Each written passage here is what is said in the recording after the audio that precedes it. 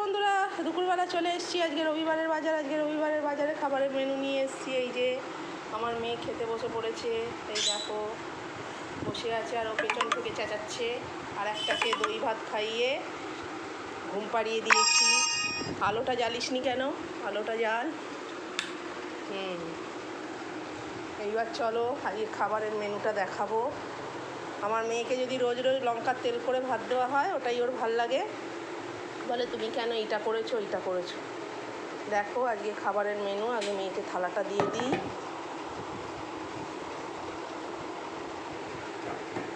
থালাটা দিয়ে দিলাম। এখানে আছে গরম গরম ধোঁয়া ওঠা ভাত। আর এইটা কি তোমরা বলো তো? এইটা হচ্ছে মাছের ডিম, মাছের তেল, পেঁয়াজ, বেগুন, আলু, কাঁচা লঙ্কা দিয়ে ভাজা, কালো জিরে ফোড়ন দিয়ে।